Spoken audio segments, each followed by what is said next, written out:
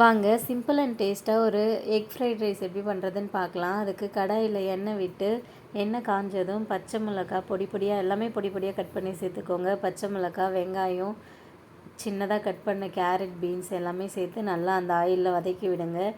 இதுக்கு தேவையான அளவு உப்பு சேர்த்துக்கோங்க. சேர்த்துட்டு நான் இன்றைக்கி 3 முட்டை உடச்சி ஆட் பண்ணியிருக்கேன்.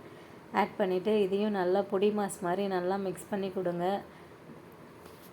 இந்த காயோடு இந்த முட்டை எல்லாமே சேர்ந்து நல்லா பொடி பொடியாக ஆகி வரட்டும். அந்தளவுக்கு நல்லா மிக்ஸ் பண்ணி கொடுங்க. இது நல்லா மிக்ஸ் ஆகிடுச்சு. இப்போ பாருங்கள் எப்படி இருக்குன்ட்டு. இதில் நான் கொஞ்சமாக ரொம்ப கம்மியாக கரம் மசாலா தூள் ஆட் பண்ணிவிட்டு ரைஸ் ஆட் பண்ணி நல்லா மிக்ஸ் பண்ணி கொடுத்து இறக்கிறதுக்கு கொஞ்சம் நேரத்துக்கு முன்னாடி பெப்பர் தூள் ஆட் பண்ணிக்கிறேன். இந்த ஸ்டேஜில் நீங்கள் உப்புலாம் செக் பண்ணிக்கோங்க. அவ்வளோதான், என்னுடைய ஸ்டைல் ஃப்ரைட் ரைஸ் ரெடி ஆகிடுச்சு. நான் இதை கெச்சப்போட சாப்பிட்டேன். செம்ம டேஸ்ட்டாக இருந்துச்சு. நீங்களும் ட்ரை பண்ணி பாருங்கள். Bye.